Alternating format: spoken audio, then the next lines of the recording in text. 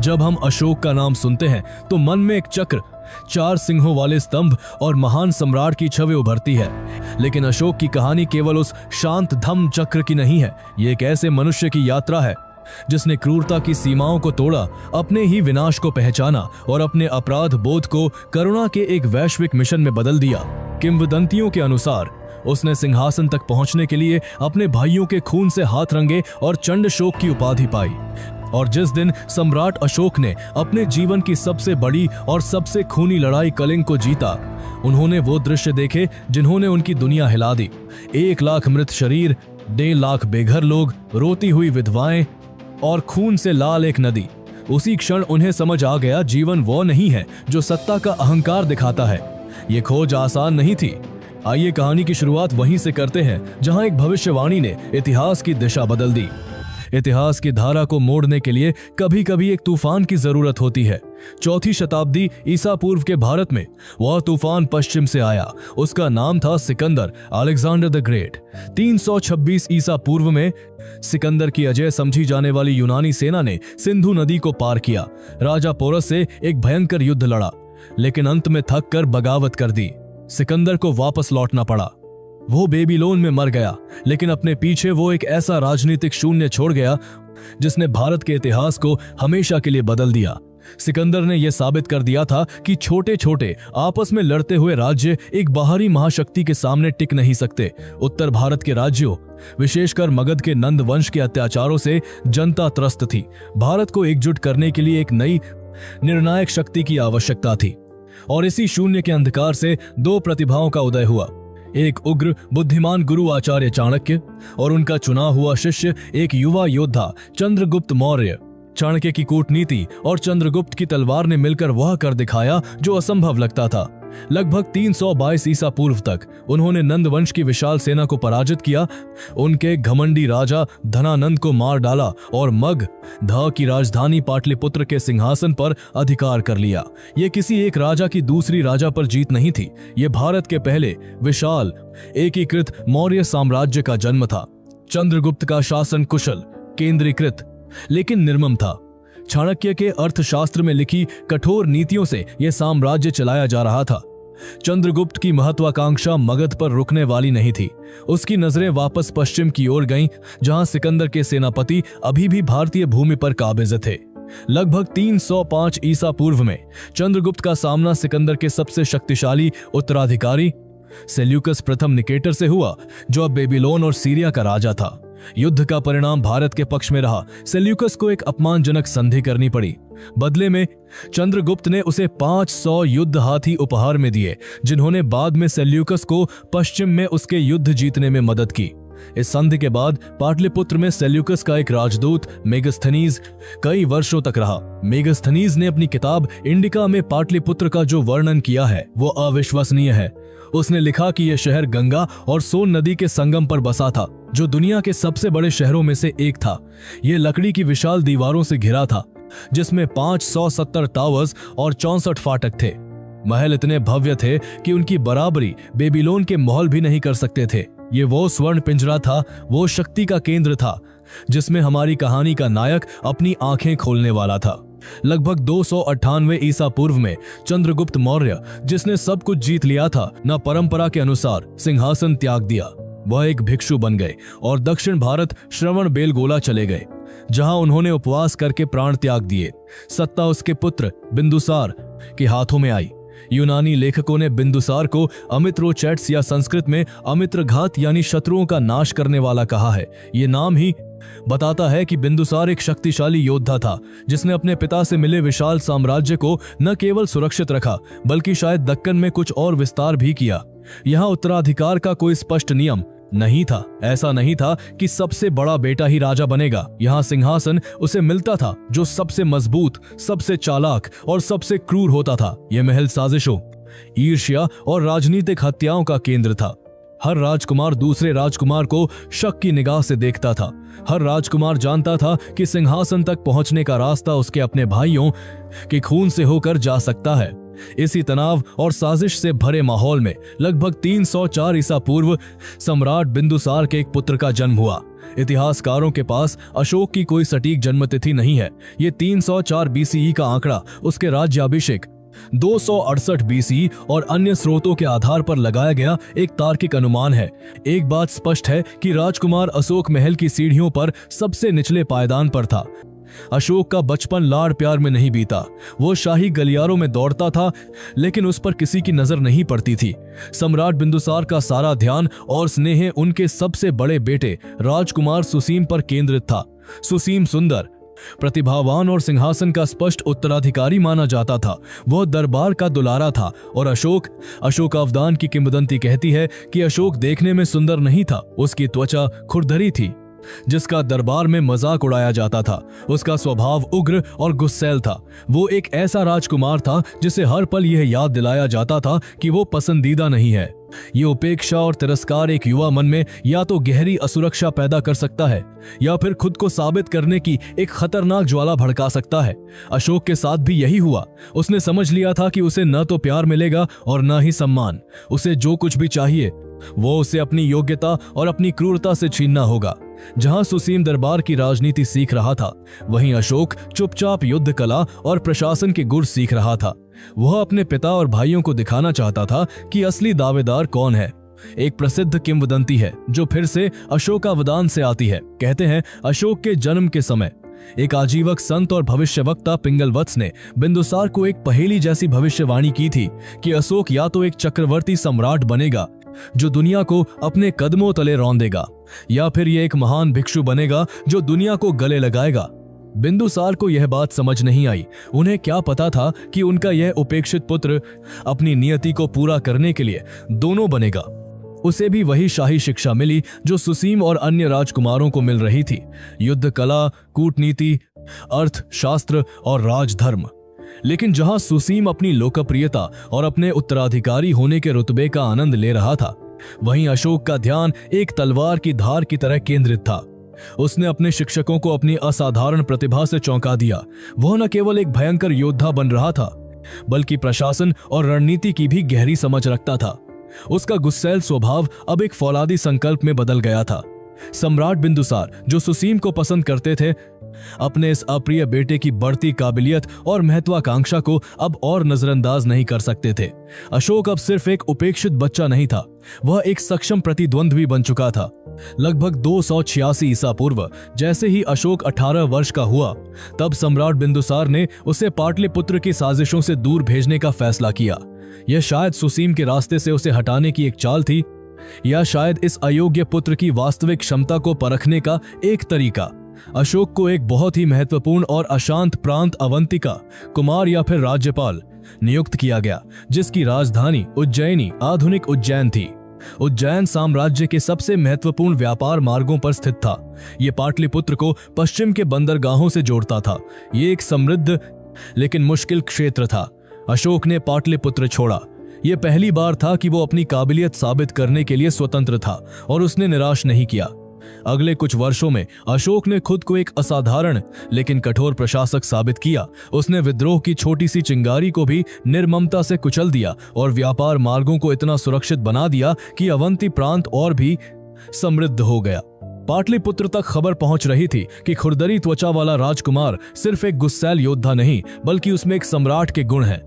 उज्जैन जाते समय या वहीं राज्यपाल रहते हुए अशोक विदिशा आधुनिक मध्य प्रदेश में रुका। यहीं उसकी मुलाकात, जैसा कि श्रीलंकाई ग्रंथ महावंश बताता है, विदिशा देवी से हुई। वह एक साधारण शाक्य व्यापारी की पुत्री थी। वो शाही खून की नहीं थी और शायद इसीलिए अशोक, जो खुद को शाही दरबार में बाहरी समझता था, उससे आकर्षित हुआ। सबसे महत्वपूर्ण बात, देवी एक बौद्ध थी। यह अशोक के जीवन में बौद्ध धर्म के साथ पहला, सबसे व्यक्तिगत और सबसे गहरा संपर्क था। अशोक ने देवी से विवाह किया, हालांकि वो कभी उसकी पटरानी या मुख्य रानी नहीं बनी और पाटलिपुत्र नहीं गई। देवी से ही अशोक को अपनी पहली 2 संतानें हुईं। पुत्र महेंद्र, जिसका जन्म सन 285 ईसा पूर्व, और पुत्री संघमित्रा का जन्म 282 ईसा पूर्व माना जाता है। उस समय उस युवा राज्यपाल को बिल्कुल अंदाजा नहीं था कि एक दिन यही दोनों बच्चे उसके सबसे बड़े मिशन को पूरा करेंगे और इतिहास की धारा को हमेशा के लिए बदल देंगे। लेकिन यह शांति का दौर ज्यादा दिन नहीं चला। लगभग 275 ईसा पूर्व में पाटलिपुत्र से एक घबराहट भरी खबर आई। साम्राज्य के उत्तर पश्चिम में तक्षशिला में एक भयंकर विद्रोह भड़क उठा था। तक्षशिला, जो ज्ञान और व्यापार का एक प्रमुख केंद्र था, अब मौर्य साम्राज्य के हाथ से निकलने की कगार पर था। ये एक गंभीर चुनौती थी जिसने बिंदुसार और के सिंहासन को हिला दिया। सम्राट बिंदुसार ने हमेशा की तरह सबसे पहले अपने प्रिय और योग्य पुत्र राजकुमार सुसीम को विद्रोह दबाने के लिए भेजा। सुसीम एक विशाल शाही सेना लेकर तक्षशिला पहुंचा, लेकिन जैसा कि बौद्ध ग्रंथ दिव्यावदान बताता है, सुसीम एक अयोग्य सेनापति और एक घमंडी प्रशासक था। उसने विद्रोहियों की शिकायतों को सुनने के बजाय उन पर अत्याचार किए। नतीजा यह हुआ कि विद्रोह शांत होने की बजाय और भड़क गया। तक्षशिला के नागरिकों ने सुसीम की सेना को खदेड़ दिया। सुसीम की यह विफलता मौर्य साम्राज्य के लिए एक बड़ी शर्मिंदगी थी। पाटलिपुत्र में सम्राट बिंदुसार गुस्से और लाचारी में थे। उनका पसंदीदा बेटा नाकाम हो चुका था। अब उनके पास सिर्फ एक ही विकल्प बचा था। उन्हें मजबूर होकर अपने उस बेटे को याद करना पड़ा जिसे उन्होंने हमेशा उपेक्षित किया था, लेकिन जिसकी कुशलता की कहानियां उज्जैन से आ रही थी। उन्होंने अशोक को एक शाही संदेश भेजा। संदेश में लिखा था, तुरंत उज्जैन से तक्षशिला के लिए निकलो और विद्रोह को शांत करो। अशोक के लिए यह वही मौका था जिसका उसे पूरी जिंदगी इंतजार था। यह सिर्फ एक विद्रोह को दबाने का आदेश नहीं था, यह अपने भाई सुसीम से खुद को बेहतर साबित करने का मौका था। अशोक अपनी सेना लेकर उज्जैन से तक्षशिला की ओर बढ़ा। यहाँ किंवदंतियां फिर से दो अलग अलग कहानियां बताती हैं। दिव्यावदान का एक हिस्सा कहता है कि जब अशोक तक्षशिला पहुंचा तो वहां के नागरिक उसके स्वागत के लिए बाहर आए। उन्होंने कहा, हम न तो सम्राट बिंदुसार के खिलाफ हैं और ना ही राजकुमार अशोक के, हम केवल राजकुमार सुसीम और उसके दुष्ट मंत्रियों के कुशासन और अपमान के खिलाफ थे। इस किंवदंती के अनुसार अशोक ने बिना लड़े केवल अपनी कूटनीति से तक्षशिला को शांत कर दिया। लेकिन अशोकावदान की दूसरी किंवदंती एक ज्यादा भयावह और शायद ज्यादा सच्ची तस्वीर पेश करती है। वो कहती है कि अशोक तक्षशिला में एक तूफान की तरह घुसा। उसने विद्रोहियों को कुचला नहीं, उसने उन्हें नेस्तनाबूद कर दिया। उसने ऐसी क्रूरता और सैन्य कुशलता का प्रदर्शन किया कि विद्रोह की आग हमेशा के लिए ठंडी पड़ गई। उसने एक ऐसा आतंक फैलाया कि किसी ने दोबारा सिर उठाने की हिम्मत नहीं की। सच्चाई जो भी हो, नतीजा एक ही था। सुसीम विफल रहा था, अशोक सफल हुआ था। अशोक अब सिर्फ अवंती का राज्यपाल नहीं था, वह साम्राज्य का नायक था, एक ऐसा जनरल जिसने तक्षशिला को बचाया था। उसकी प्रतिष्ठा अब पाटलिपुत्र में सुसीम से भी बड़ी हो गई थी। दोनों भाइयों के बीच तनाव अब चरम पर था और ठीक इसी समय लगभग 272 ईसा पूर्व पाटलिपुत्र से खबर आई कि सम्राट बिंदुसार मृत्युशैया पर है। साम्राज्य का सिंहासन खाली होने वाला था। भारत के इतिहास का सबसे खूनी गृह युद्ध शुरू होने वाला था।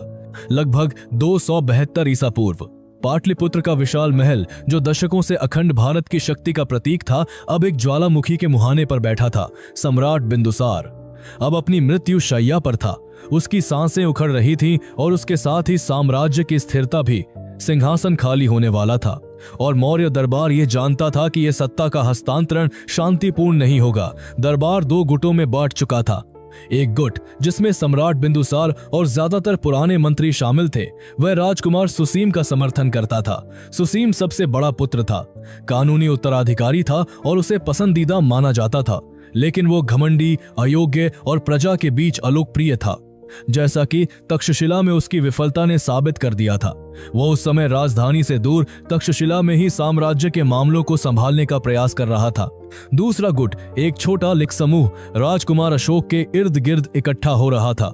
इस गुट का नेतृत्व प्रधानमंत्री राधा गुप्त कर रहे थे। राधा गुप्त, जो शायद चाणक्य की ही परंपरा के एक ठंडे दिमाग वाले रणनीतिकार थे, वह सुसीम के घमंड को और अशोक की छिपी हुई क्षमता को, दोनों को पहचानते थे।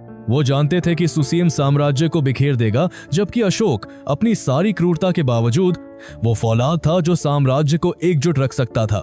अशोक उस समय उज्जैन में था या शायद राजधानी के पास ही सही मौके का इंतजार कर रहा था।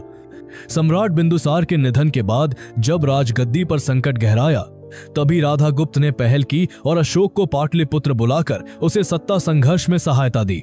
एक कहानी कहती है कि राधा गुप्त ने अशोक को महल में यह कहकर घुसाया कि सम्राट की तबीयत बहुत खराब है, और फिर उसे एक हाथी पर बिठाकर सेना के सामने ये घोषणा कर दी कि सम्राट बिंदुसार के ठीक होने तक राजकुमार अशोक उनका प्रतिनिधित्व करेंगे। इस एक चाल से अशोक ने शाही सेना और खजाने पर नियंत्रण कर लिया। जब तक सुसीम को अपने पिता की मृत्यु की खबर मिली तब तक बहुत देर हो चुकी थी। उसका छोटा उपेक्षित भाई, जिसे वह खुरदरी त्वचा वाला कहकर मजाक उड़ाता था, अब पाटलिपुत्र के सिंहासन पर काबिज था। सुसीम गुस्से से आग बबूला हो गया। वह अपनी वफादार सेना लेकर तक्षशिला से पाटलिपुत्र की ओर दौड़ा। उसे लगा कि वह इस सिंहासन चुराने वाले को आसानी से कुचल देगा। लेकिन अशोक अब सिर्फ एक राजकुमार नहीं था, वो एक परखा हुआ जनरल था और उसके पास राजधानी की पूरी ताकत थी। जो शुरू हुआ वह कोई छोटी मोटी झड़प नहीं थी, वह मौर्य साम्राज्य का गृह युद्ध था। इतिहास में यह एक बहुत ही रहस्यमयी अवधि है। हमारे पास इस युद्ध का कोई समकालीन विस्तृत विवरण नहीं है, लेकिन हमारे पास एक बहुत बड़ा सुराग है। तारीखें: सम्राट बिंदुसार की मृत्यु सी 272 ईसा पूर्व में हुई, लेकिन सम्राट अशोक का औपचारिक राज्याभिषेक, उसका भव्य तिलक समारोह सी 268 ईसा पूर्व तक नहीं हुआ। ये 4 साल का लंबा फासला कहाँ गया? इतिहासकार और बौद्ध ग्रंथ दोनों एक ही भयावह निष्कर्ष पर पहुंचते हैं। ये 4 साल भारत के इतिहास के सबसे क्रूर गृह युद्धों में से एक में बीते। ये 4 साल अशोक ने अपने सभी प्रतिद्वंद्वियों, अपने सभी सौतेले भाइयों और उनके समर्थकों को जड़ से खत्म करने में बिताए। ये वो आग थी जिसमें तपकर राजकुमार अशोक चंड अशोक यानी भयंकर, निर्दयी और क्रूर अशोक बनकर निकला। श्रीलंका के बौद्ध ग्रंथ महावंश और दीपवंश, जो अशोक की मृत्यु के सदियों बाद लिखे गए, यहाँ एक ऐसी बात कहते हैं जो रोंगटे खड़े कर देती है। वे दावा करते हैं कि अशोक ने सिंहासन तक पहुंचने के लिए अपने 1 या 2 नहीं बल्कि 99 भाइयों की हत्या कर दी थी। महावंश के अनुसार उसने केवल अपने सगे भाई तिस्सिस को बख्शा था। क्या यह सच हो सकता है? क्या एक आदमी अपने 99 भाइयों को मार सकता है? ज्यादातर आधुनिक इतिहासकार मानते हैं कि यह संख्या एक अतिशयोक्ति है। इन बौद्ध ग्रंथों का उद्देश्य अशोक के शुरुआती जीवन को ज्यादा से ज्यादा काला और भयावह दिखाना था, ताकि बाद में जब वो कलिंग युद्ध के बाद बौद्ध धर्म अपनाए तो उसका परिवर्तन किसी चमत्कार से कम न लगे। यह दिखाना जरूरी था कि धम्म में कितनी शक्ति है कि वो 99 भाइयों के हत्यारे को भी एक संत में बदल सकता है। लेकिन 99 की संख्या भले ही बढ़ा चढ़ाकर बताई गई हो, इस बात में कोई संदेह नहीं है कि एक खूनी संघर्ष हुआ था। अशोक ने अपने रास्ते में आने वाले हर दावेदार को, चाहे वो सुसीम हो या कोई और भाई, निर्ममता से हटा दिया। सबसे नाटकीय अंत राजकुमार सुसीम का हुआ। अशोकावदान के अनुसार जब सुसीम अपनी सेना के साथ पाटलिपुत्र के मुख्य द्वार पर पहुंचा तो अशोक और राधा गुप्त ने उसके लिए एक घातक जाल बिछाया था। महल के एक गुप्त प्रवेश द्वार के पास उन्होंने एक गहरी खाई खुदवाई और उसे जलते हुए कोयलों से भर दिया और फिर उसे चालाकी से पत्तियों और मिट्टी से ढक दिया। सुसीम, जो गुस्से और अहंकार में अंधा था और जल्द से जल्द महल में घुसकर अशोक को मारना चाहता था, उस जाल में फंस गया। वो सीधे जलते हुए कोयले के उस गड्ढे में गिर गया और एक दर्दनाक मौत मरा। 4 साल के रक्तपात, साजिशों और हत्याओं के बाद 268 ईसा पूर्व में अशोक का रास्ता साफ हो गया। अब उसे चुनौती देने वाला कोई नहीं बचा था। उसने पाटलिपुत्र में एक भव्य राज्याभिषेक समारोह आयोजित किया। वो अब आधिकारिक तौर पर मौर्य साम्राज्य का तीसरा सम्राट था। उसने देवा नाम प्रिय, देवताओं के प्रिय और प्रियदर्शी, देखने में सुंदर या सबका भला चाहने वाला जैसी उपाधियां धारण की, लेकिन दुनिया उसे इन उपाधियों से नहीं बल्कि उसके नए नाम से जानती थी, चंड अशोक यानी भयंकर अशोक। अशोक को सिंहासन मिल गया था, लेकिन अशोक की क्रूरता की भूख अभी शांत नहीं हुई थी। अब वह सिर्फ अपनी सत्ता को चुनौती देने वालों को ही नहीं बल्कि अपने शासन को जरा सा भी कम आंकने वालों को सजा दे रहा था। वह एक ऐसा आतंक कायम करना चाहता था कि कोई उसके खिलाफ सिर उठाने का सपना भी न देख सके। इसी दौर में बौद्ध ग्रंथ अशोकावदान पाटलिपुत्र के बाहर एक ऐसी जगह का जिक्र करता है जिसे सुनकर रूह कांप जाए। किंवदंती है कि अशोक ने अपने महल के बाहर एक ऐसा यातना गृह बनवाया था जो बाहर से एक सुंदर फूलों से सजे महल या विहार जैसा दिखता था, ताकि राहगीर धोखा खाकर अंदर आए। लेकिन अंदर उसने गिरिचंद नाम के एक कुख्यात जल्लाद को नियुक्त किया था, जिसे आदेश था कि जो भी इस द्वार से अंदर आए वो जीवित बाहर न जाए। कहा जाता है कि उस रख के अंदर अकल्पनीय यातनाएं दी जाती थीं, उबलते तेल के कड़ाहे, नुकीले शूल, इंसानों को काटने वाली मशीनें। किंवदंती है कि अशोक कभी कभी खुद वहां जाकर लोगों को तड़पते हुए देखता था, मानो वो इंसानी पीड़ा की सीमाओं का अध्ययन कर रहा हो। एक कहानी कहती है कि एक बार समुद्र नाम का एक बौद्ध भिक्षु गलती से उस नरक में चला गया। जब गिरिचंद उसे मारने वाला था तो भिक्षु ने शांत भाव से मृत्यु को स्वीकार कर लिया। उसकी इस शांति और उसके बाद हुए चमत्कारों ने अशोक को इतना प्रभावित किया कि उसने उस नरक को नष्ट करने का आदेश दिया। इतिहासकार बहस करते हैं कि क्या ये नरक सचमुच मौजूद था। इसका कोई पुरातात्विक साक्ष्य नहीं मिला है। ये भी हो सकता है कि ये अशोक के चंड रूप को और गहरा दिखाने के लिए गढ़ी गई एक और कहानी हो, लेकिन ये किंवदंतियां उस सम्राट के चरित्र और उसकी प्रतिष्ठा को दर्शाती है जिसने अपने शासन के पहले 8 साल 268 BCA से 261 BCA तक एक निर्मम तानाशाह के रूप में बिताए। 261 ईसा पूर्व तक अशोक अपने राज्याभिषेक के 8वें वर्ष में था। वो अब अखंड भारत का निर्विवाद स्वामी था। उसके दादा चंद्रगुप्त ने साम्राज्य बनाया था, उसके पिता बिंदुसार ने उसे संभाले रखा और अशोक ने अपने भाइयों के खून से सींचकर उसे स्थिर कर दिया था। वो अब चक्रवर्ती सम्राट कहलाना चाहता था, एक ऐसा सार्वभौम राजा जिसके राज्य में सूरज कभी न डूबे। उसने अपने साम्राज्य के नक्शे को देखा, हिमालय की बर्फीली चोटियों से लेकर दक्कन के पठार तक, पश्चिम में फारस की सीमाओं से लेकर पूर्व में बर्मा की पहाड़ियों तक, सब कुछ उसके कदमों के नीचे था, सिवाय एक छोटे से जिद्दी स्वाभिमानी राज्य के। एक राज्य जो मौर्य साम्राज्य की सर्वशक्तिमान सत्ता के सामने सीना ताने खड़ा था। एक राज्य जिसने न केवल उसके पिता बिंदुसार के सामने बल्कि शायद उसके दादा चंद्रगुप्त मौर्य के सामने भी सिर झुकाने से इनकार कर दिया था। एक राज्य जो अशोक की चक्रवर्ती उपाधि के बीच में एक कांटे की तरह चुभ रहा था। वह राज्य था कलिंग, जो आज का आधुनिक ओडिशा में है। कलिंग कोई छोटा मोटा राज्य नहीं था। वो अपनी भूमि की सेना से ज्यादा अपनी समुद्री शक्ति पर गर्व करता था। उसके बंदरगाह जैसे ताम्रलिप्ति और पल्लूर दक्षिण पूर्व एशिया, सुवर्ण भूमि मलेशिया, इंडोनेशिया और उससे आगे के व्यापार का प्रवेश द्वार थे। वहां से जहाज सोना, मसाले, कीमती रत्न और हाथी लाते ले जाते थे। कलिंग बेहद समृद्ध था और सबसे बढ़कर कलिंग स्वतंत्र था। चंडाशोक के लिए यह केवल एक राजनीतिक चुनौती नहीं थी, यह एक व्यक्तिगत अपमान था। एक सम्राट जो अपने 99 भाइयों को सत्ता के लिए मौत के घाट उतार चुका हो, वो अपनी सीमाओं के ठीक बगल में एक स्वतंत्र राज्य की गुस्ताखी को कैसे बर्दाश्त कर सकता था। कलिंग को जीतना सिर्फ मौर्य साम्राज्य का विस्तार नहीं था, यह चंडाशोक के अहंकार की पूर्ति के लिए जरूरी था। यह उसके चक्रवर्ती होने की घोषणा का अंतिम लक्ष्य होना था। अपने राज्याभिषेक के 8वें वर्ष सन 261 ईसा पूर्व में सम्राट अशोक ने कलिंग को एक अंतिम स्पष्ट संदेश भेजा। यह कोई बातचीत का न्योता नहीं था, ये एक चेतावनी थी। मौर्य साम्राज्य की अधीनता स्वीकार करो या विनाश के लिए तैयार हो जाओ।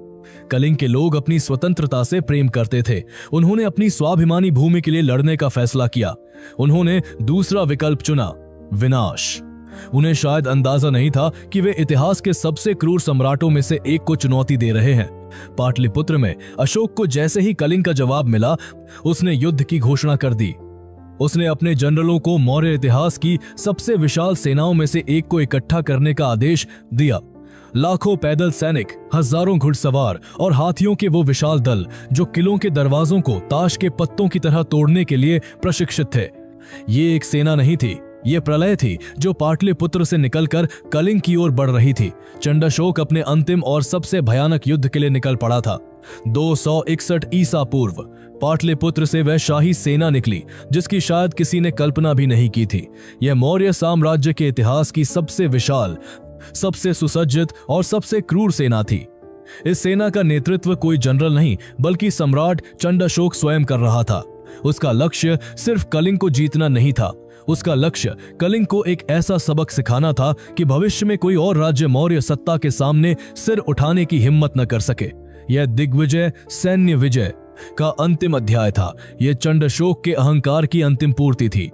कलिंग के लोग जानते थे कि यह उनके अस्तित्व की लड़ाई है। वे एक विशाल साम्राज्य की संगठित सैन्य मशीन के सामने खड़े थे, लेकिन वे अपनी स्वतंत्रता के लिए लड़ रहे थे। युद्ध का मुख्य केंद्र धौली की पहाड़ियों के पास दया नदी के किनारे बना। जो शुरू हुआ वह कोई पारंपरिक युद्ध नहीं था जिसमें दो सेनाएं सुबह लड़ती और शाम को रुक जाती। यह एक संपूर्ण युद्ध था। अशोक ने अपनी सेना को स्पष्ट आदेश दिए थे, कोई दया नहीं। कलिंग की सेना बहादुरी से लड़ी। उनके पास अपनी भूमि का ज्ञान था, उनके पास अपनी स्वतंत्रता को बचाने का जज्बा था, लेकिन वे मौर्य साम्राज्य की अनुशासित क्रूरता के सामने कब तक टिकते। ये युद्ध कई हफ्तों, शायद महीनों तक चला। ये एक निर्मम, घिसट घिसट कर चलने वाला नरसंहार था। कलिंग का हर नागरिक एक सैनिक बन गया। उन्होंने अपने घरों से, अपनी गलियों से, अपने खेतों से लड़ाई लड़ी, और कलिंग का यह प्रतिरोध चंडाशोक के क्रोध को और भड़काता गया। यह केवल विद्रोह नहीं था, यह उसकी सत्ता की अवमानना थी। जैसे जैसे प्रतिरोध बढ़ता गया, अशोक की क्रूरता भी बढ़ती गई। मौर्य सेना एक बवंडर की तरह कलिंग की भूमि पर फिरी। शहरों को जला दिया गया, फसलों को रौंद दिया गया, बंदरगाहों को नष्ट कर दिया गया, और फिर आया वह अंतिम दिन। दया नदी के किनारे कलिंग की अंतिम सेना ने अपना सब कुछ झोंक दिया, लेकिन सुबह से शाम होते होते सब कुछ खामोश हो गया। कलिंग हार गया था। जमीन पर बिछी लाशों के ऊपर मौर्य साम्राज्य का झंडा लहरा रहा था। जीत का नगाड़ा बजा। भेरी घोष यानी युद्ध के नगारे ने घोषणा की कि सम्राट अशोक की, देवानामप्रिय प्रियदर्शी की विजय हुई है। चंडाशोक ने एक बार फिर साबित कर दिया था कि उससे बड़ा कोई नहीं। मौर्य साम्राज्य अब सही मायनों में अखंड था, बंगाल की खाड़ी से लेकर फारस की सीमाओं तक। जीत की इस लहर पर सवार होकर सम्राट अशोक अपने राज्याभिषेक के 8वें वर्ष में अपने सबसे बड़े दुश्मन को, अपनी सबसे बड़ी जीत को अपनी आंखों से देखने के लिए युद्ध के मैदान में उतरे। उन्हें लगा था कि वो एक विजयी सम्राट की तरह अपनी जीती हुई भूमि का निरीक्षण करेंगे। वो टूटे हुए किले, झुके हुए सिर और खामोश पड़े हथियारों को देखने आए थे। वो अपने जनरलों की पीठ थपथपाने और अपनी जीत का जश्न मनाने आए थे। लेकिन उन्होंने जो देखा, उसके लिए इतिहास में कोई शब्द नहीं था। जैसे ही वो युद्ध के मैदान में दाखिल हुए, हवा में जीत का जश्न नहीं था। हवा में मौत की एक असहनीय सड़ांध थी। धुएं, जले हुए मांस और सूखे हुए खून की एक ऐसी गंध जिसने सम्राट के नथनों को भर दिया। जहां तक जिस भी दिशा में नजर जाती थी, बस लाशें ही लाशें थीं। मौर्य सैनिकों की लाशें, और उनसे कहीं कहीं ज्यादा कलिंग के लोगों की लाशें।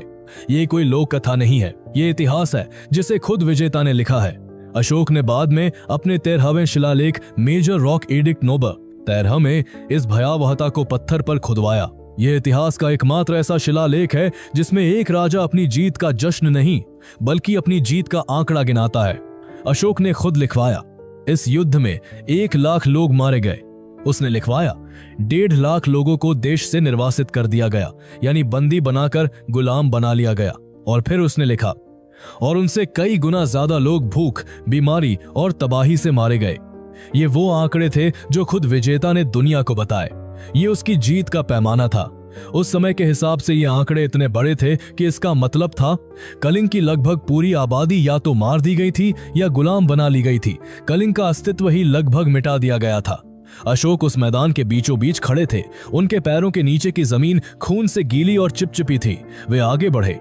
उनके कदम शायद लड़खड़ा नहीं रहे थे, क्योंकि वो अभी भी चंडाशोक थे, लेकिन उनकी आंखें देख रही थी। उन्होंने सिर्फ मृत सैनिक नहीं देखे, उन्होंने देखा एक माँ जो अपने जले हुए घर की चौखट पर अपने मृत शिशु को सीने से लगाए बैठी थी। उसकी आंखें पथरा गई थी, उनमें न आंसू थे न जीवन। उन्होंने देखा एक छोटी सी बच्ची जो अपने पिता के क्षत विक्षत शरीर के पास बैठी रो रही थी और बार बार उसका हाथ हिलाकर उसे जगाने की कोशिश कर रही थी। उन्होंने देखा हजारों विधवाएं सफेद साड़ियों में अपने पतियों, बेटों और भाइयों के शवों के बीच उन्हें ढूंढती हुई और विलाप कर रही थी। उन्होंने गिद्धों और कुत्तों के झुंड देखे जो इंसानी मांस को नोच रहे थे। चारों ओर बस एक ही आवाज थी, जीत के नगाड़े की नहीं, बल्कि लाखों लोगों के रोने की, चीखने की और दर्द से कराहने की। यह जीत का जश्न नहीं था, यह मानवता का मातम था। और तभी उन्होंने वो देखा जिसने उन्हें अंदर तक हिला दिया। उनका 13वां शिलालेख इसका भी जिक्र करता है। उनकी नजर मृत ब्राह्मणों और श्रमणों, बौद्ध या जैन भिक्षुओं के शरीरों पर पड़ी। वो पवित्र लोग जिनका युद्ध से कोई लेना देना नहीं था, वो निहत्थे थे, वो शांति के पुजारी थे, और अशोक की सेना ने, उसकी विजय ने उन्हें भी नहीं बख्शा था। शिलालेख कहता है कि कैसे देवताओं के प्रिय अशोक को गहरा दुख हुआ ये देखकर कि कैसे सम्मानित ब्राह्मणों और श्रमणों और अच्छे गृहस्थों को भी या तो मारा गया या अपने प्रियजनों से अलग कर दिया गया। ये वह क्षण था जब कुछ टूटा। ये सम्राट अशोक के अहंकार का कवच नहीं था जो टूटा, ये चंडाशोक का वह कठोर पथरीला दिल था जो अंततः टूटा। 1 लाख लोगों की मौत का वजन, 1.5 लाख लोगों के उजड़ने का वजन। ये अब सिर्फ आंकड़े नहीं थे, ये एक असहनीय बोझ था जो एक पहाड़ की तरह उनकी रूह पर आ गिरा। वो सब कुछ जिस पर उसे विश्वास था एक पल में बिखर गया। उसका राजधर्म का तर्क, उसका चक्रवर्ती सम्राट बनने का अहंकार, उसकी दिग्विजय की वो अंधी भूख, सब कुछ, सब कुछ इसी खून, राख और आंसुओं के दलदल में डूब गया। जिस आदमी का नाम अशोक बिना शोक के रखा गया था, वो आज शोक के अथाह सागर के बीचों बीच खड़ा था। उसे पहली बार अपनी जीत, अपनी सबसे बड़ी जीत, इतिहास की सबसे घिनौनी हार की तरह लगी। और इस हार की खामोशी में उसके जहन में बस एक ही सवाल गूंजा, एक ऐसा सवाल जिसने उसके पूरे वजूद को हिलाकर रख दिया। आवाज धीमी, गहरी और अपराध बोध से भरी हुई, मैंने ये क्या किया? ये साधारण सा सवाल उस आदमी के दिमाग में गूंज गया जिसने कभी अपने भाइयों को मारने से पहले नहीं सोचा था, जिसने अशोक के नर्क में लोगों को तड़पते हुए देखने में आनंद लिया था। लेकिन यह अलग था, वह क्रूरता निजी थी, वह सत्ता के लिए थी, वह सिंहासन के लिए थी। ये कुछ और था, ये लाखों बेगुनाहों का संहार था जिनका उससे कोई निजी बैर नहीं था। ये एक पूरी सभ्यता का विनाश था, सिर्फ इसलिए कि वे आजाद रहना चाहते थे।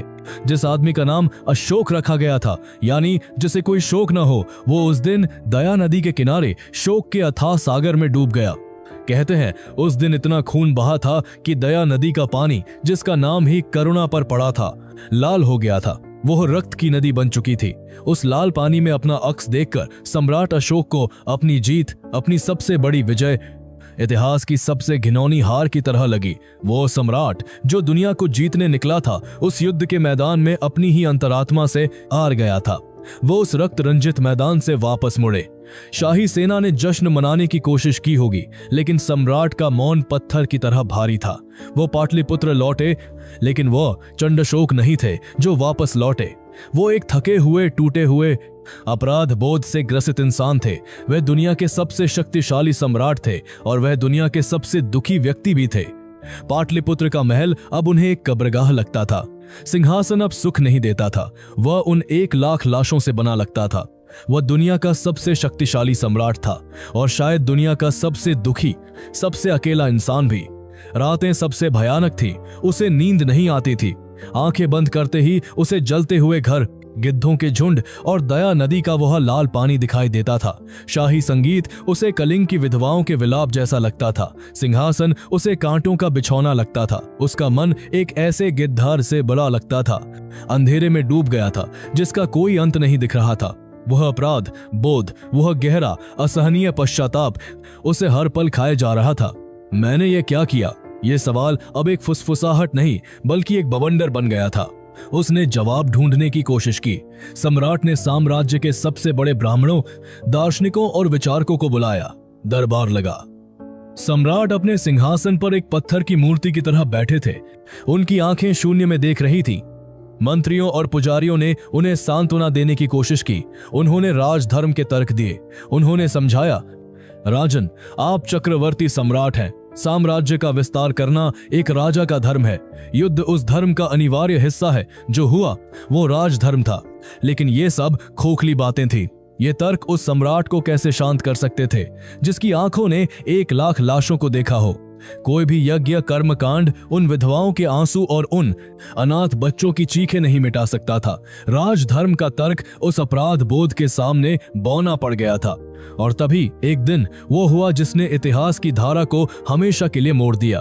किंवदंतियां यहाँ कई अलग अलग कहानियां बताती हैं, लेकिन एक मार्मिक कहानी है जो श्रीलंकाई ग्रंथ महावंश में मिलती है। कहते हैं एक दिन सम्राट अशोक अपने महल के झरोखे से बाहर पाटलिपुत्र की सड़कों को देख रहे थे। उनकी नजर एक युवा शांत बौद्ध भिक्षु पर पड़ी जो भिक्षा मांग रहा था। उसका नाम निग्रोध था। उसके चेहरे पर एक ऐसी शांति थी, एक ऐसा तेज था जो सम्राट के पास पूरी दुनिया का मालिक होने के बावजूद नहीं था। वह भिक्षु बिना किसी लालसा या भय के शांत भाव से भिक्षा ग्रहण कर रहा था। उसकी शांति ने सम्राट को अपनी ओर खींच लिया। अशोक ने उस भिक्षु को अपने दरबार में बुलाया।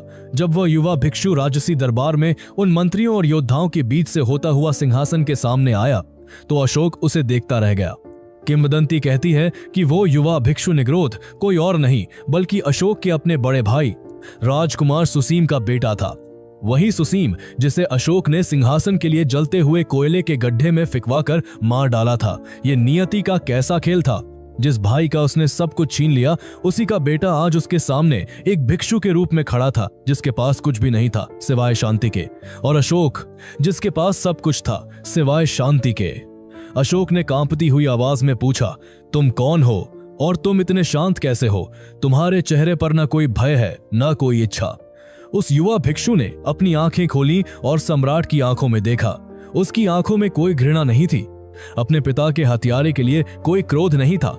उसने बस इतना कहा, राजन, मैं बुद्ध का अनुयायी हूं और अहिंसा का मार्ग है। और फिर उस युवा भिक्षु ने अशोक को बुद्ध की एक साधारण सी शिक्षा दी, धम्म पद की एक गाथा सुनाई। अप्रमादो अमतपदम पमादो मचनो पदम। जागरूकता या सचेत रहना ही अमरता का मार्ग है और प्रमाद या अज्ञानता ही मृत्यु का मार्ग है।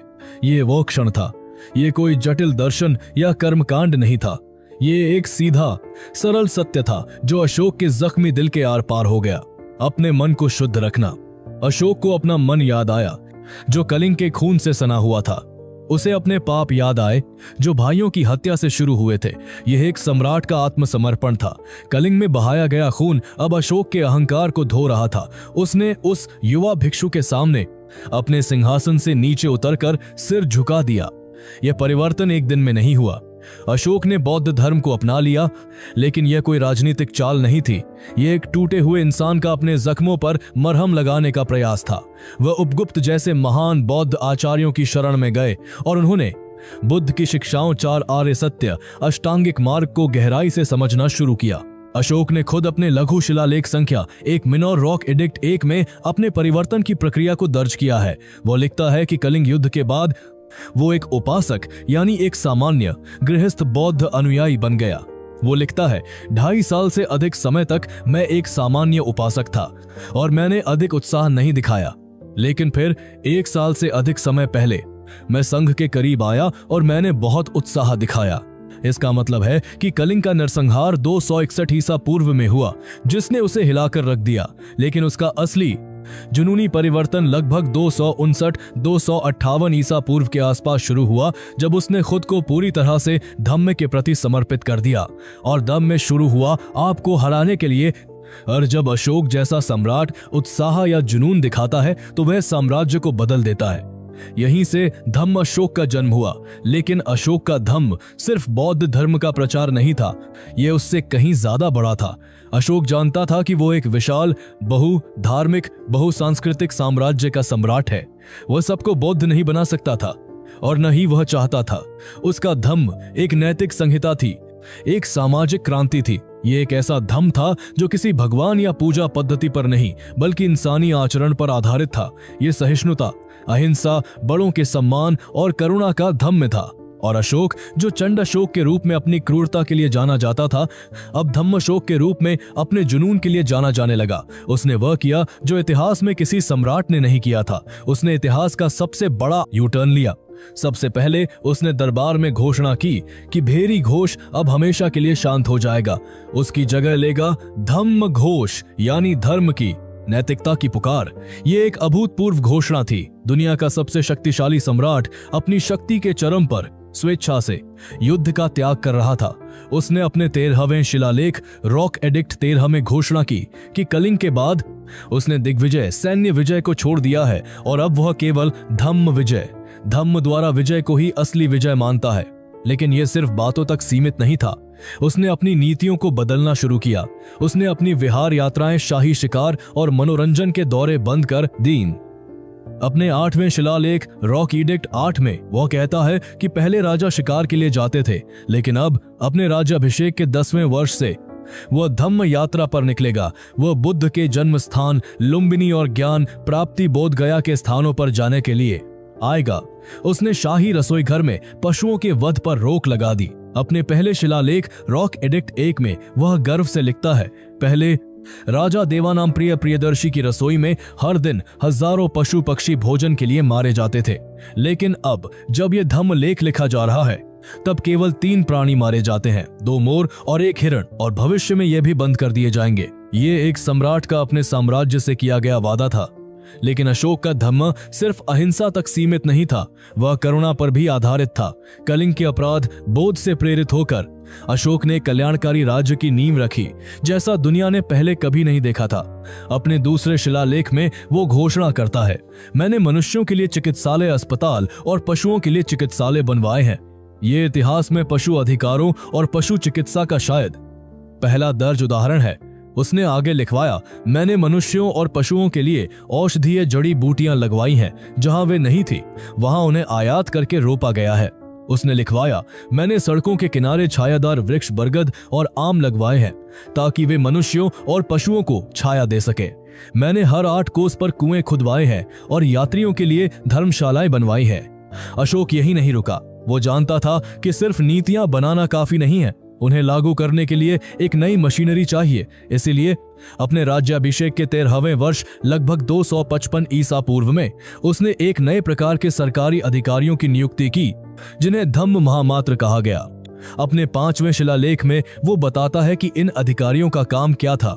उनका काम साम्राज्य के हर कोने में जाना और यह सुनिश्चित करना था कि धम्म का पालन हो रहा है या नहीं। उनका काम यह देखना था कि लोग वे दासों और नौकरों से दया का व्यवहार कर रहे हैं या नहीं, वे ब्राह्मणों और श्रमणों को दान दे रहे हैं या नहीं।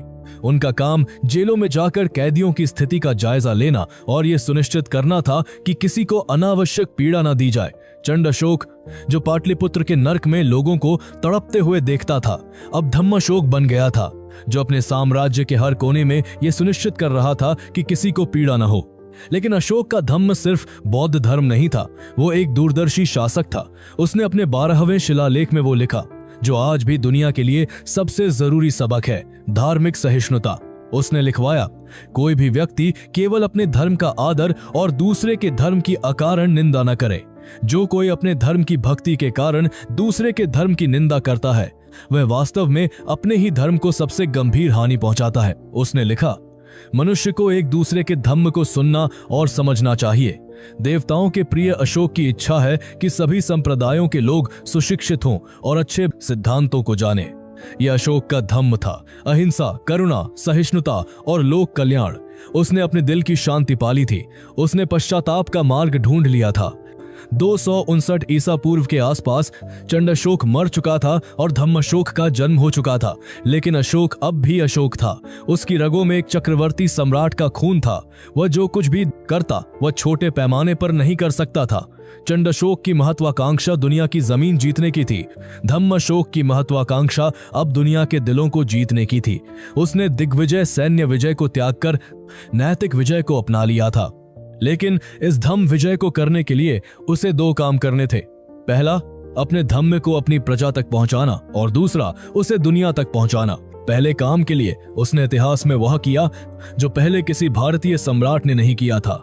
उसने अपनी प्रजा से सीधे बात करने का फैसला किया, पुजारियों या मंत्रियों के माध्यम से नहीं, बल्कि सीधे एक पिता की तरह अपनी संतानों से। उसने अपने दिल को, अपने पश्चाताप को, अपनी नीतियों को, अपनी आशाओं को पत्थर पर खुदवाने का फैसला किया। यहीं से जन्म हुआ अशोक के शिलालेखों, द एडिक्ट्स ऑफ अशोका का। यह सिर्फ शाही फरमान नहीं थे, ये एक सम्राट की खुली आत्मकथा थी जो पूरे साम्राज्य के पढ़ने के लिए पहाड़ों, चट्टानों और पॉलिश किए हुए स्तंभों पर लिख दी गई थी। साम्राज्य के कोने कोने में जहां जहां से मुख्य मार्ग गुजरते थे, जहां जहां लोग इकट्ठा होते थे, वहां अशोक ने अपनी आवाज को पत्थर में तराश दिया। कंधार की तपती गर्मी से लेकर कर्नाटक की हरी भरी वादियों तक, गुजरात के गिरनार से लेकर कलिंग की धौली तक, और उसने यह स्थानीय भाषाओं में किया, मुख्य रूप से प्राकृत भाषा और ब्राह्मी लिपि में। साम्राज्य के पश्चिमी किनारों पर उसने ग्रीक और आरामाइक लिपियों का भी उपयोग किया ताकि वहां रहने वाले यूनानी लोग भी उसके संदेश को पढ़ सके। यह दुनिया का पहला जनसंचार का प्रयास था। और इन पत्थरों पर उसने क्या लिखा? उसने अपनी जीतों का बखान नहीं किया, उसने अपने सबसे बड़े पाप को स्वीकार किया। उसने कलिंग के लिए लिखा, धौली और जौगढ़ में, यानी खुद कलिंग की भूमि पर, जहां उसने सबसे भयानक संहार किया था। उसने एक अलग शिलालेख लिखवाया। उसने वहां अपनी विजय का जश्न नहीं मनाया, उसने वहां अपने पश्चाताप को लिखा। उसने अपने अधिकारियों को आदेश दिया, सब्बे मुनिसे पजाममा, सभी मनुष्य मेरी संतान है। जैसे मैं अपनी संतान के लिए चाहता हूं कि वो इस लोक और परलोक में सुखी बना रहे, वैसे ही मैं सभी मनुष्यों के लिए चाहता हूं। ये एक सम्राट का अपनी प्रजा से, उन लोगों से जिनकी भूमि को उसने रौंद डाला था, एक माफीनामा था। ये इतिहास का सबसे सार्वजनिक और सबसे साहसिक आत्मस्वीकार था। अब जब अशोक ने अपनी प्रजा के लिए धम्म की नींव रख दी थी, तब उसे यह संदेश दुनिया तक पहुंचाना था। लेकिन जिस बौद्ध धर्म ने उसे यह शांति दी थी, वह खुद बिखर रहा था। बुद्ध के महापरिनिर्वाण के 200 साल बाद बौद्ध संघ में मतभेद पैदा हो गए थे। संघ 18 से अधिक संप्रदायों में बंट गया था। कुछ भिक्षु विलासिता का जीवन जीने लगे थे, कुछ केवल दार्शनिक बहसों में उलझे थे। अशोक, जो अब बौद्ध धर्म का सबसे बड़ा संरक्षक था, यह देखकर चिंतित हो गया। यदि धम्म को दुनिया में फैलना था तो पहले उसे एकजुट और शुद्ध होना जरूरी था। इसीलिए अपने शासनकाल के लगभग 17वें वर्ष में 250 ईसा पूर्व में अशोक ने राजधानी पाटलिपुत्र में तीसरी बौद्ध संगीति का आयोजन किया। यह कोई आम सभा नहीं थी, यह धम्म का शुद्धिकरण था। महान प्रबुद्ध भिक्षु मोग्गलीपुत्र तिसिस की अध्यक्षता में 1000 से ज्यादा भिक्षु 9 महीने तक एक साथ बैठे। उन्होंने बुद्ध की शिक्षाओं त्रिपिटक पर मंथन किया, मतभेदों को सुलझाया और जो लोग संघ में केवल विलासिता या राजनीति के लिए घुस आए थे, उन्हें संघ से बाहर निकाल दिया। अशोक ने अपनी शाही शक्ति का उपयोग करके धम्म को अधम से बचाया। संगीति के बाद लगभग 250 ईसा पूर्व के आसपास अशोक ने कला और वास्तुकला को अपनी धम्म विजय का प्रतीक बनाया। उसने स्तूपों का निर्माण शुरू करवाया और उन अद्भुत पॉलिश किए हुए बलुआ पत्थर के स्तंभों को गढ़ा, और उनमें से एक जो सबसे महत्वपूर्ण था वह सारनाथ में बनवाया गया। सारनाथ, जहां बुद्ध ने ज्ञान प्राप्ति के बाद अपना पहला उपदेश दिया था, जहां धम्म का पहिया पहली बार घूस कर चुका था। माथा, वहां अशोक ने एक स्तंभ बनवाया जिसके शीर्ष पर 4 राजसी शेर एक दूसरे से पीठ सटाए चारों दिशाओं में दहाड़ रहे हैं। यह चंडाशोक के युद्ध की दहाड़ नहीं थी, यह धम्म अशोक की शांति की दहाड़ थी, जो दुनिया को बुद्ध का संदेश दे रही थी। उस स्तंभ के नीचे उसने अपने धम्म चक्र को हमेशा के लिए अंकित कर दिया। अब धम्म शुद्ध था, वह एकजुट था और अब वो दुनिया की यात्रा के लिए तैयार था। अशोक का धम्म विजय अभियान अब मौर्य साम्राज्य की सीमाओं को लांघने वाला था। तीसरी बौद्ध संगीति के बाद अशोक ने इतिहास का सबसे बड़ा शांति अभियान शुरू किया। उसने धम्म दूत, शांति के दूत तैयार किए और उन्हें दुनिया के हर ज्ञात कोने में भेजा। चंडाशोक की सेनाएं पश्चिम में सीरिया तक गई थीं। धम्मशोक के शांति दूत उससे भी आगे जाने वाले थे।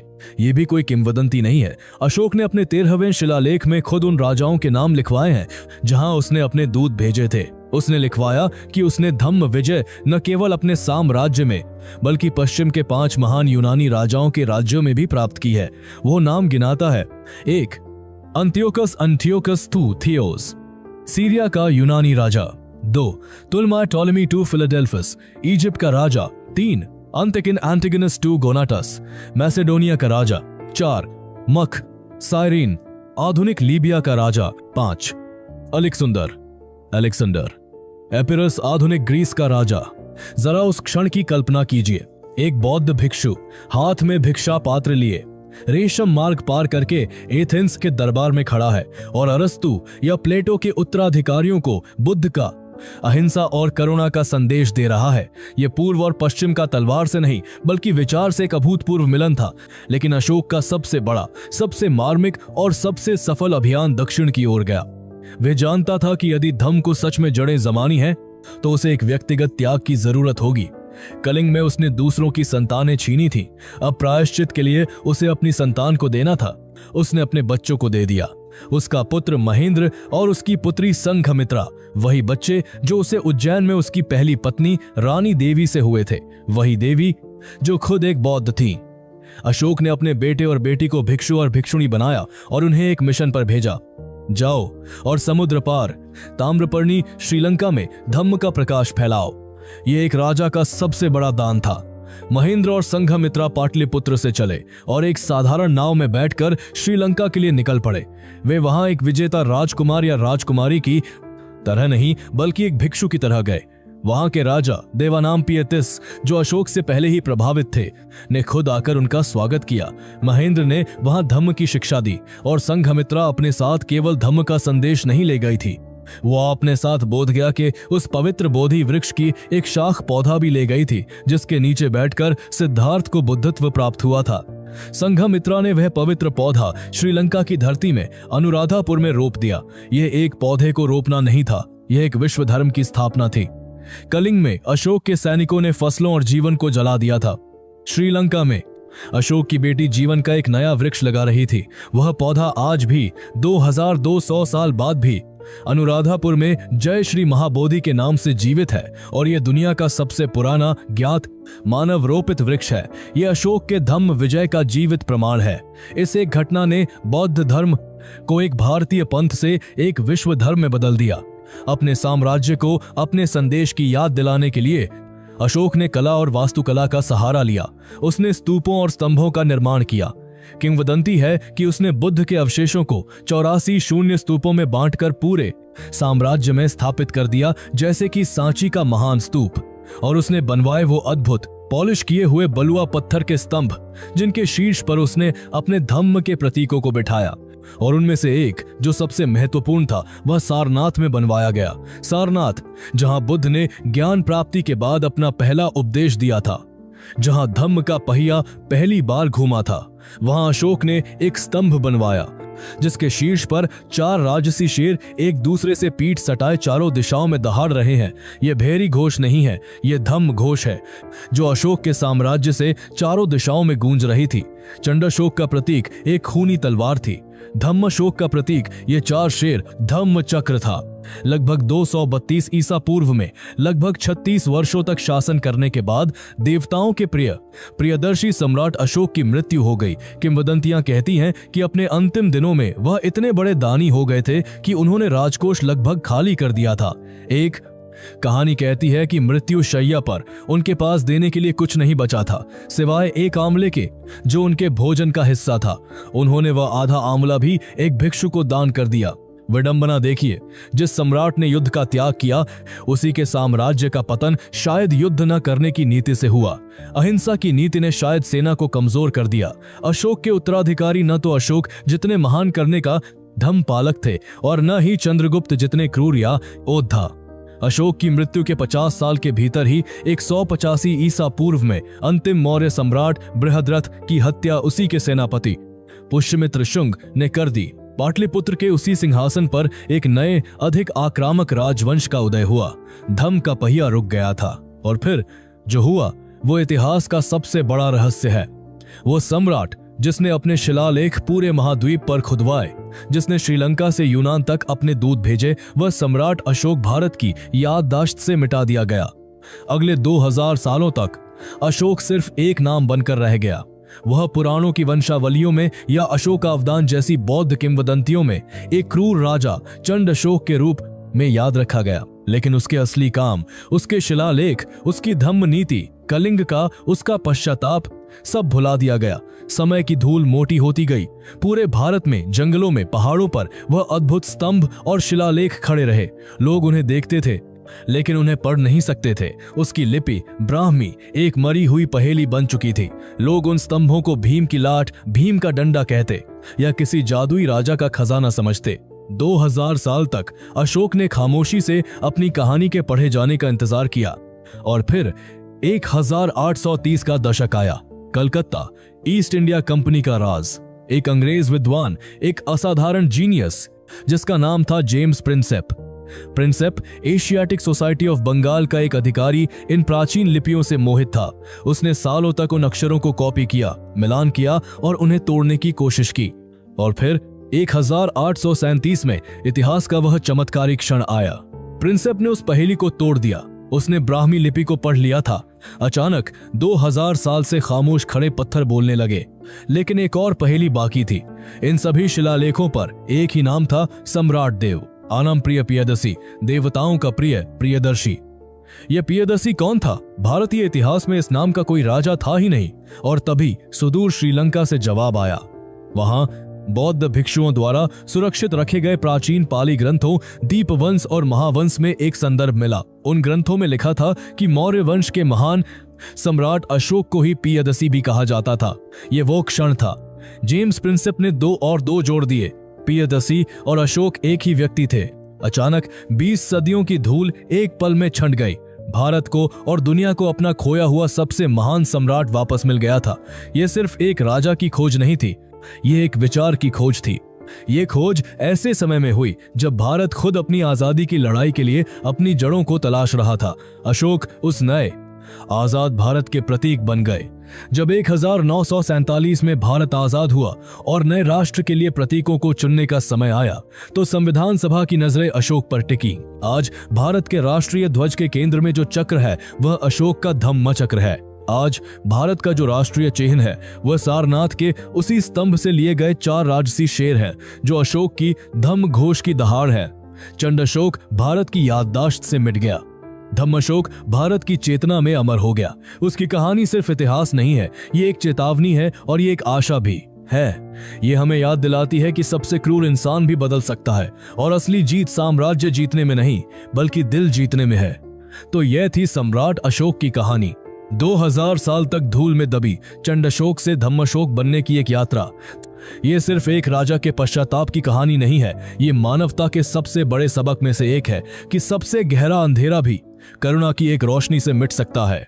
आज जब हम सारनाथ के उन शेरों को देखते हैं या अपने तिरंगे पर उस धम्म चक्र को घूमते हुए देखते हैं, तो हम सिर्फ एक सम्राट को नहीं बल्कि एक विचार को याद करते हैं। अगर आपको इतिहास की यह अनकही कहानी पसंद आई तो हमारे चैनल को सब्सक्राइब करना न भूलें। आपको सम्राट अशोक के जीवन का कौन सा हिस्सा सबसे ज्यादा सोचने पर मजबूर करता है? चंड अशोक का आतंक या धम्म अशोक का पश्चाताप? हमें नीचे कमेंट्स में बताएं।